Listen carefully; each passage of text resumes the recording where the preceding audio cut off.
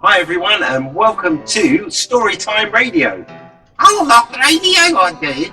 Oh, and everybody, I just need to point out that if you're listening at home and not watching our live feed, Are they on a live feed? we are on a live feed. And I was just going to point out that you're with me, Alan. Oh, yes, I'm here, everybody. Are you right? Yes, it's me, Alan. Yes, they can't actually answer you unless they phone in. But yes, so Alan's here with me today, and we're going to have a story today, Alan. How are we? I love stories. But I do need you not to interrupt too much, Oh, why's that? because it spoils the flow of the story. Yeah, I wouldn't spoil the story, would I? I don't know. Well, as long as you don't, okay? Because it's just a story, and it's got actions in it, but because you might not be able to see us here, I'm going to let you make up your own actions to the story. Oh, that sounds exciting. Not very good for bedtime, though, is it? It's a bit too exciting. I'm getting quite excited just thinking about it. Okay, well, never mind. But, Alan, you promised you wouldn't interrupt. Yes, I'm not going to interrupt. I don't like talking that much, actually. I'm not this embarrassed. Okay. Right, well, this story is called The People of the King of the Mountain. Ooh, sounds mysterious. Yes, it does sound a bit mysterious. But anyway, are you going to listen then? Yes, I'm all ears. Okay, right, okay. I'm sorry about this if this gets a bit too interrupted. I'm not going to interrupt. I'm not interrupting. Anyway, okay. This is the story of the people of the King of the Mountain.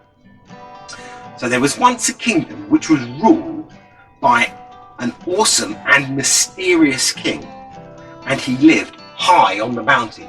Ooh, So you can point up for high. wow. I can almost see it now. And his people lived at the bottom of the mountain, and they had to try and work hard on the king's land to survive. But although they lived in the valley, the river had long ago dug a tunnel for itself so that they couldn't access the cool, refreshing water. They pretend to lap up some water, very good, which came from the melted snow on the mountain. So they had to dig really hard, work really hard to dig wells. So can you pretend to dig a well? Oh, yes, I can. Very good. Okay, and then they had to carry water back to the village. Perhaps you want to mind that. Yes, I've got it in a bucket. I like buckets. Okay.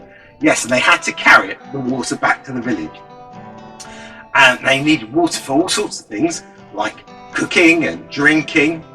They even had to carry the water that they needed to water their fields and their crops that are in the field. Oh, that must have been hard work. Yeah, it was. Anyway, the king of the mountain could see the people working hard to please him with their service. But he knew what a hard task it was digging wells and carrying the water. Ooh, filling it.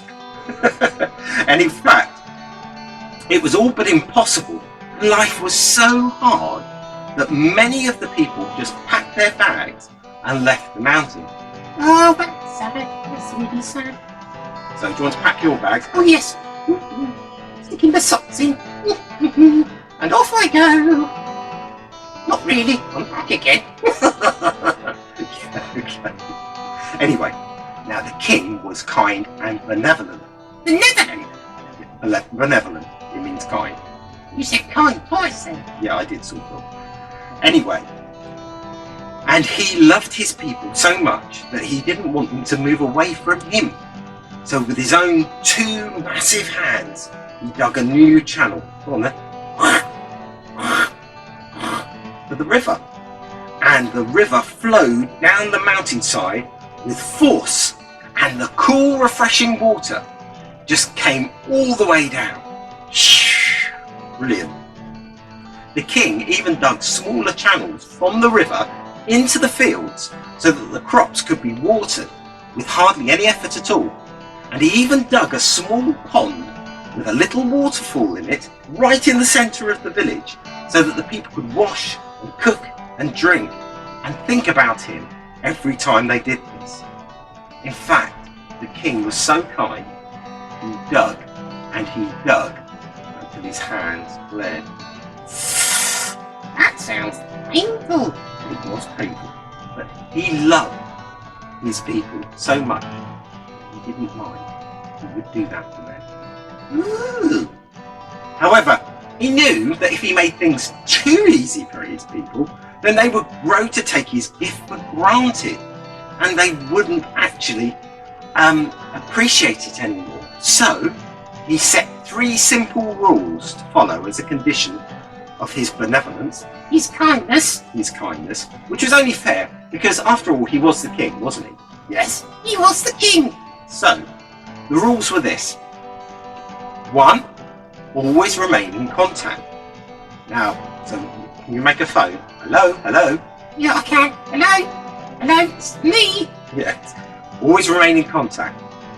So you see, now that the icy waters constantly flow down the mountain, with the snows at the bottom of the mountain never ever melted because it was so chilly. So they could write messages in the snow to their king at the top of the mountain, and he could see them, and he could reply with special letters sealed up into barrels, and he'd float them back down the river, and if they had a desperate need for something, he would float it inside the barrel down the river in the same way. Woo! In fact, rule 2 was they had to be as generous as the king himself. But now that the land was properly irrigated, It was. properly watered, Why didn't you just say that? it was properly irrigated, okay, it was now very, very fruitful. And it would support a lot more people, new people who could come under the king's protection to live and to work. And lastly, they must maintain the river. And this was very important, so you need to clear things out of it. That looked a lot like digging.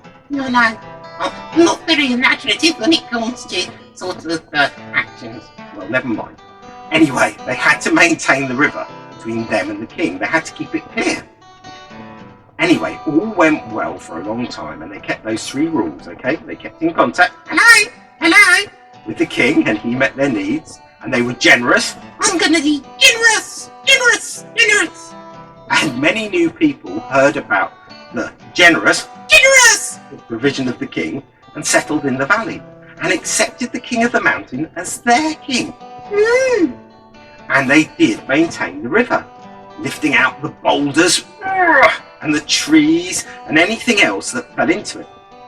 However, this last one was their undoing, because it wasn't long before the people forgot how tough things had been before. Oh, he said that would happen, didn't he? He did say that would happen. Yeah, and in fact, people forgot how tough things were back in the old days when they had to dig their own wells and carry their own water. Oh, hang on. Carry. And now they had a lot more free time to pursue other interests. In fact, they resented the time it took to keep the river clear. Woo! And in fact, after a while, the boulders and the trees started to mount up again, and eventually the messages from the king couldn't get through, and it became so blocked that the river eventually found its old tunnel, and it started flowing through that again. And so the snows at the bottom of the mountain melted, and the people couldn't write their messages and contact the king that way. Oh no! It's terrible, isn't it? Even if they wanted to, and to be honest, they didn't even really try. And so the people of the mountain stopped being so generous, because without as much water, they didn't feel that they could be as generous, because the food wasn't growing as well. Oh dear! And so they didn't invite anyone else to share what they had in the valley, because what they had to share, to be honest, really wasn't worth sharing with anybody at all. So I'm just going to turn the page here. That's if my fingers will work. There we go. So anyway,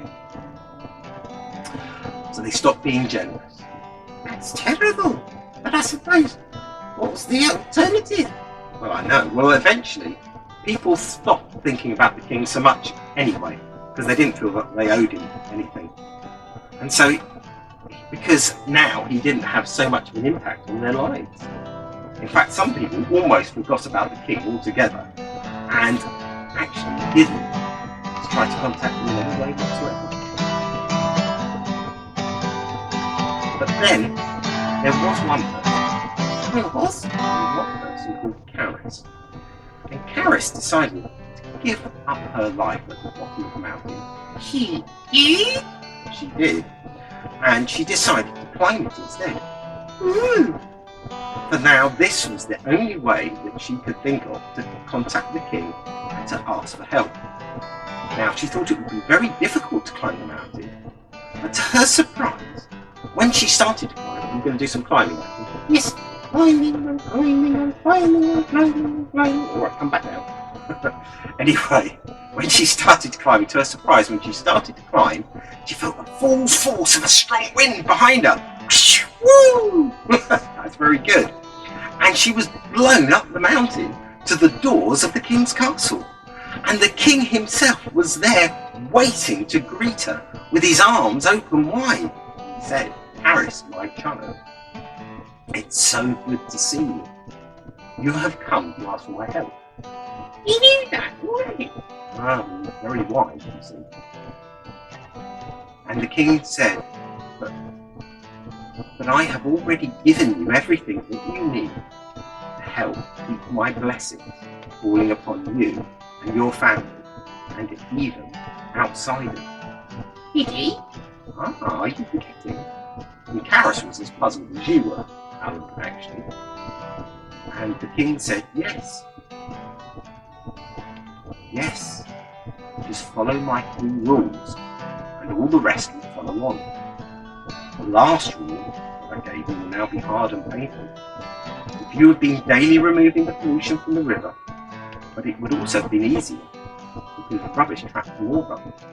But now go back and remind my people, once they have removed the wreckage of the past, by maintaining the river properly, Maintain the river. they will be able to keep in contact Hello, hello. with me and be generous, Generous, generous, as I am generous to them. generous. Well, it took a long time to restore the river, and they had many false starts along the way. But eventually the river became unblocked, and the cool, refreshing water flowed once more, and watered the crops, and tumbled down the little waterfall. And the first message that the people wrote in the first fresh fall of snow that fell at the bottom of the mountain was, "We, the people of the King of the Mountain, promise to keep your 3 rules and let your cool, refreshing water flow. Thank you, O King, for giving us a role to play in keeping your blessings flowing." The end. Ooh. I like that story. Well, there you are. That was the story of the king of the people of the King of the Mountain. That story. Amazing. That story is a bit like a parable. It has another meaning. What's it? It just means that we've got to come to God every day and say sorry for all the bad things that we do. And that way, His blessings will keep on flowing, because we're not letting anything else get in the way of God's love for us. That's amazing. And there you go. Well, that's all for now, everyone. See you soon. Bye, everyone. Bye.